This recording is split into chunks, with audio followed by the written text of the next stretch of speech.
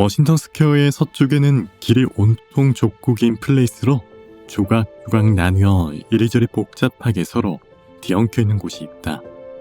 플레이스들은 하나같이 기묘한 각과 곡선을 이루고 있었고 길은 한두 번씩 제 자신과 교차하고 있었다.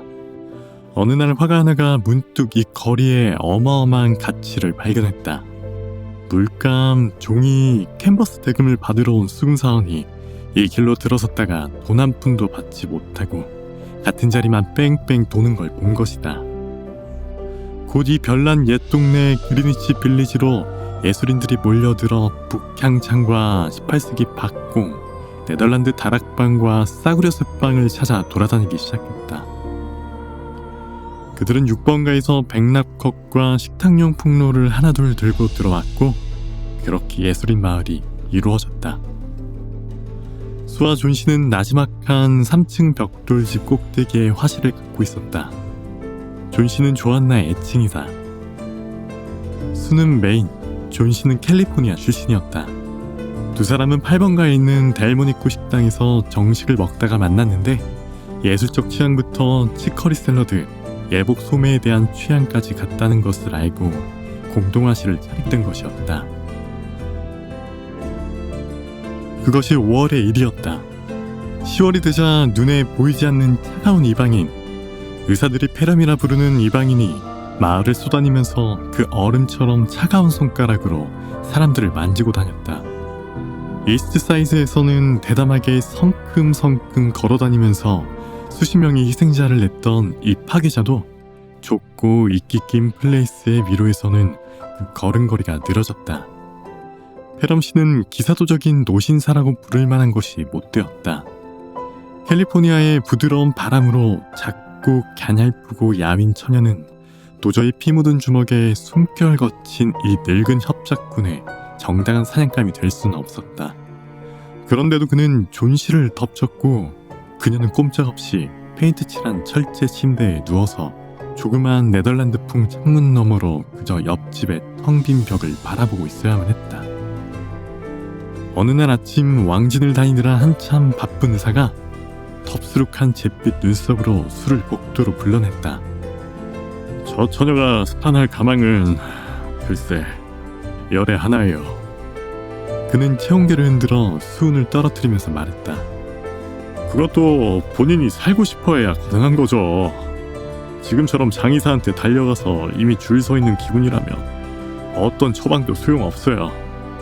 아가씨 친구는 이제 절대로 낫지 않을 거라고 아예 마음 먹고 있는 것 같던데 혹시 마음을 잡아줄 거 없어요? 쟤는 언젠가 나폴리만을 그리고 싶다고 했어요. 수가 말했다. 그림? 그런 거 말고 골똘히 생각하게 할 만큼 뭐 가치 있는 거 없어요? 예를 들어 남자친구 같은 거. 남자요? 수는 너무 황당해서 비음이 섞여버린 목소리로 말했다. 그럴 만한 남자가 아니요 선생님, 그런 건 전혀 없어요. 그렇다면 뭐 어렵겠는걸. 의사가 말했다. 나야 물론 의술의 힘을 총동원해서 할 수 있는 모든 노력을 다하겠지만 환자가 자기 장례식 행렬에 자동차 수를 세기 시작하면 약효는 반으로 뚝 떨어지거든요. 아가씨가 잘 구슬려서 저 친구가 올겨울 외투 소매 유행이 뭔지 물어보도록 만들어 봐요. 그럼 가능성이 10분의 1에서 5분의 1로 확 늘어나게 돼요. 네, 그건 분명히 약속할게요. 의사가 돌아간 뒤 수는 작업실로 들어가서 종이 네킨이 곤죽이 될 때까지 울었다. 그러고 나서 수는 화판을 들고 신나는 제주곡을 휘파람으로 불면서 힘차게 존씨의 방으로 들어갔다. 존씨는 작은 움직임조차 없이 얼굴을 창문 쪽으로 돌린 채 누워있었다. 수는 그녀가 잠들어 있는 줄 알고 휘파람을 꽂혔다. 수는 화판을 세우고 잡지 소설의 사파로 쓸 그림을 그리기 시작했다. 절묘나가는 젊은 작가가 문학의 길을 개척하기 위해 쓰는 잡지 소설의 사파를 그림으로써 미술의 길을 개척해 나가야만 한다. 주인공인 아이다호 카우보이의 모습에 근사한 말 품평해온 승마바지와 외눈 안경을 그리고 있는 동안 알아듣기 힘든 다지막한 소리가 몇 번이나 반복되었다.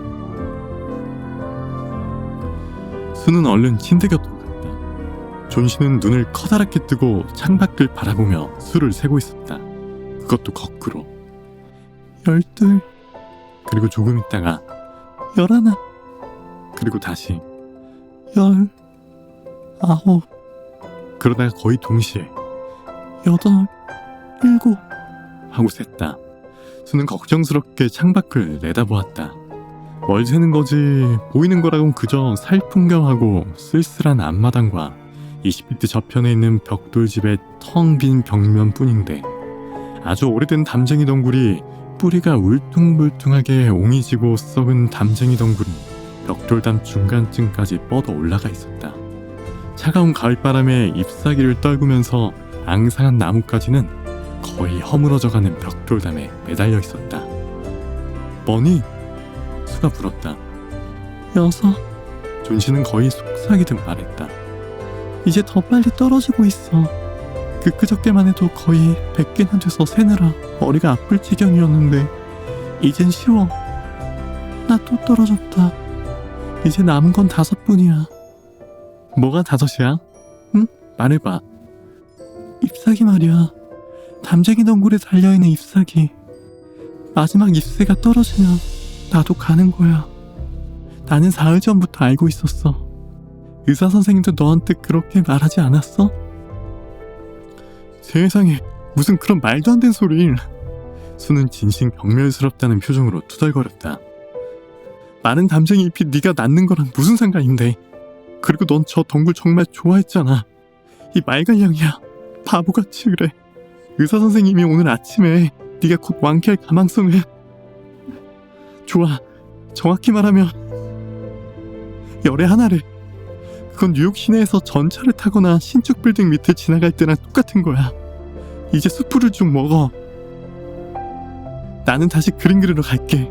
그래야 편집장한테 그걸 팔아서 알아놓은 우리 아기에게 줄 포도주를 사고 먹성 좋은 나를 위해 돼지고기를 사올 수 있으니.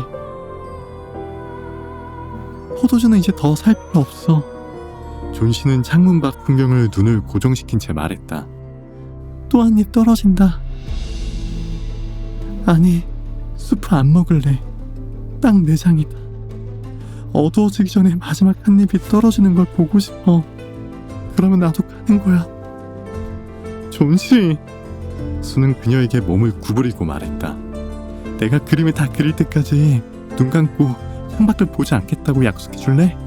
그림을 내일까지 넘겨야 하기 때문에 빛이 필요해서 그래. 그렇지만 않았으면 벌써 커튼을 내렸을 텐데. 다른 방에서 그리면 안 돼? 존씨가 차갑게 물었다. 네 옆에 있고 싶어서 그래. 게다가 난 네가 쓸데없이 저 담쟁이 잎사귀를 계속 쳐다보고 있는 게 싫다고. 끝나면 바로 알려줘. 존씨는 땅에 떨어진 조각상처럼 창백하고 조용하게 누운 채 눈을 감으면서 말했다. 마지막 한 입이 떨어지는 걸 꼭 보고 싶으니까. 난 이제 기다리기 지쳤어. 생각하는 것도 너무 피곤해. 모든 집착에서 벗어나서 지치고 고달픈 저 나뭇잎들처럼 아래로 떨어져 내리고 싶어. 좀 자도록 해. 수가 말했다. 베이먼 할아버지한테 은둔한 늙은 광부의 모델이 되어달라고 부탁하러 갔다 올게. 얼마 안 걸릴 거야. 내가 돌아올 때까지 꼼짝하지 말고 그대로 있어. 베이먼 노인은 이 집 1층에 살고 있는 화가였는데 나이는 60이 넘었고 미켈란젤로가 그린 모세의 수염이 사티로스 같은 얼굴에서 도깨비 같은 몸으로 곱슬곱슬 흘러내리고 있었다. 베이먼은 실패한 예술가였다. 40년 동안 붓을 휘둘렀지만 예술의 여신의 옷자락 끝도 만져보지 못했다. 언제나 걸작을 그린다고 하면서도 아직 시작도 못하고 있었다. 지난해 몇 해 동안 이따금 사업용 광고용의 서투른 그림을 그린 것 말고는 아무것도 그리지 못했다. 그는 전문 모델을 채용할 능력이 없는 이 마을 젊은 화가들의 모델이 되어주고 조금씩 돈을 벌었다. 그는 진을 아주 많이 마셨는데 그러면서도 여전히 머지않아 걸작을 그릴 거라고 말했다. 그 밖의 점에서는 작고 꼿꼿한 노인이었고 누구나 유약한 것을 보면 사정없이 비웃었으며 특히 위층 화실에 있는 두 젊은 예술가를 지키는 충성스러운 경비견을 자청하고 있었다. 베이먼은 아래층의 어두침침한 골방에서 주니퍼베리 냄새를 물씬 풍기며 앉아 있었다. 한쪽 구석에는 텅 빈 캔버스가 이젤에 얹혀 있었다. 걸작의 첫 번째 선이 그려지기를 기다린 것이 꼬박 25년이었다. 수는 노인에게 존 씨의 망상을 이야기하며 정말 너무너무 걱정된다고 말했다. 사실 존 씨는 나뭇잎처럼 가볍고 연약해서 이 세상에 대한 가냘픈 집착마저 더 약해지면 그냥 둥둥 떠서 날아가 버릴지도 몰랐다. 베이먼 노인의 핏발선 눈에 눈물이 가득 고여 흘렀다. 그는 그런 바보천지 같은 망상이 어딨냐며 큰 소리로 경멸과 조소를 퍼부었다. 뭐? 그는 고함을 질렀다. 세상에 무슨 그런 바보가 다 있어! 썩어빠진 덩굴에서 잎이 떨어진다고 저도 죽는데? 살다 참 별 그지 같은 소리를 다 듣네. 싫어! 멍청한 운둔자 광부 모델 따위 안 할 거야. 어떻게 넌 존씨가 그런 바보 같은 생각을 하게 내버려둔 거야? 아이고 가엾은 존씨. 그 애는 몹시 알아서 쇠약해졌어요. 수가 말했다. 그리고 고열에 시달리는 동안 마음속에 죽음에 대한 별의별 망상이 가득 차버린 거예요. 암튼 좋아요, 베이먼 할아버지. 제 모델이 되기 싫으시면 안 해도 돼요. 하지만 전 할아버지가 정말로 너무 변덕스러운 사람이라 생각할 거예요. 여자는 딱 저렇다니까. 베이먼이 고함을 질렀다. 누가 모델 안 한대? 먼저 가. 나도 따라갈 테니까. 1시간 전부터 나는 모델이 되어주겠다고 말하려 했다고. 여긴 존씨처럼 착한 처녀가 병들어 누워있을 곳이 못 돼. 머지않아 내가 걸작을 그리면 우리 모두 다른 데로 옮겨가자고. 정말이야, 응? 그들이 위층에 올라갔을 때 존씨는 잠들어 있었다. 수는 커튼을 창턱까지 끌어내리고 베이먼에게 옆방으로 가자고 몸짓했다. 방에 들어간 두 사람은 잔뜩 겁먹은 표정으로 창문 밖 담쟁이 덩굴을 살펴보았다. 그리고 잠시 말없이 서로 마주보았다. 차가운 진눈깨비가 끊임없이 내리고 있었다. 베이먼은 낡아빠진 푸른 셔츠를 입고 바위 대신 엎어놓은 주전자 위에 은둔한 광부처럼 앉았다. 이튿날 아침 수가 1시간쯤 자고 눈을 떠보니 존씨는 흐릿한 눈을 크게 뜨고 내려진 녹색 커튼을 뚫어져라 쳐다보고 있었다. 커튼을 올려줘. 보고 싶어. 그녀가 속삭이는 소리로 명령했다. 수는 마지못해 시키는 대로 했다. 그런데 내내 비가 후려치고 험악한 돌풍이 휘몰아쳤던 그 기나긴 밤을 견뎌내고 담쟁이 잎 하나가 벽에 또렷이 남아있었다. 마지막 잎 하나가 그 입자루 가까이는 아직도 진한 초록빛이었지만 톱니 모양의 가장자리에는 노란 소멸과 조락의 빛을 띠고 대견스럽게도 땅 위에서 20피트쯤 되는 가지에 매달려 있었다. 저게 마지막 잎새야. 존씨가 말했다. 밤중에 틀림없이 떨어질 줄 알았는데 바람 소리를 들었거든. 오늘은 떨어질 거야. 그럼 나도 동시에 죽는 거야. 예. 수는 지친 얼굴을 베개에 얹으면서 말했다. 너 자신에 대해 생각하기 싫으면 내 생각이라도 좀 해줘. 난 어떡하면 좋아? 그러나 존씨는 대답하지 않았다. 세상에서 가장 고독한 것은 멀리 신비로운 여행을 떠날 채비를 하고 있는 영혼이다. 우정과 이 세상의 연결이 느슨해짐에 따라 망상은 점점 더 억세게 그녀를 휘어잡는 것 같았다. 해가 저물었다. 해걸음 속에서도 그 외로운 담쟁이 잎이 벽에 그대로 매달려 있는 것이 보였다. 밤이 되자 북풍이 다시 사납게 몰아치기 시작했고 비는 여전히 창문을 두들기며 네덜란드식 낮은 처마에서 후둑후둑 떨어져 내리고 있었다. 날이 밝자 존씨는 인정사정 없이 커튼을 올리라고 명령했다. 담쟁이 잎은 여전히 그 자리에 있었다. 존씨는 누운 채 오랫동안 그것을 바라보았다. 한참 뒤에 그녀는 가스 스토프 옆에서 스프를 젓고 있는 수를 불렀다. 난 나쁜 계집이었어, 수디. 존씨가 말했다. 내가 얼마나 못됐는지 알려주려고 저 마지막 잎새가 남겨진 거야. 죽고 싶어하는 건 죄악이니까. 스프 좀 갖다 줄래? 포도주 넣은 우유도 좀 주고. 그리고 아니야, 손거울부터 먼저 갖다 줘. 그리고 내 등에다가 베개 몇 개만 받쳐줘. 일어나 앉아서 네가 요리하는 걸 보고 싶어. 1시간 뒤 그녀가 말했다. 수세, 난 언젠가 나폴리만을 그려보고 싶어. 오후에 의사가 왔다. 의사가 돌아갈 때 수는 복도로 살그머니 뒤따라 나왔다. 희망은 반반이에요. 의사는 떨고 있는 수의 야인 손을 잡고 말했다. 하나만 잘해주면 나을 거예요. 이제 아래층에 있는 환자를 보러 가야 해요. 베이먼이라는 사람인데 화가 갔더군요. 역시 페람이죠. 나이도 많고 몸도 약한 데다 급성이라. 나을 희망은 없지만 오늘 입원하면 몸은 좀 편해지겠죠. 이튿날 의사는 수에게 말했다. 이제 고비는 넘겼어요. 당신이 이긴 거예요. 이제 영양 관리만 잘하면 돼요. 그날 오후 수가 침대로 다가가 보니 존 씨는 누운 채 아주 만족스러운 표정으로 새파란 빛깔의 도무지 쓸데없어 보이는 쇼를 짜고 있었다.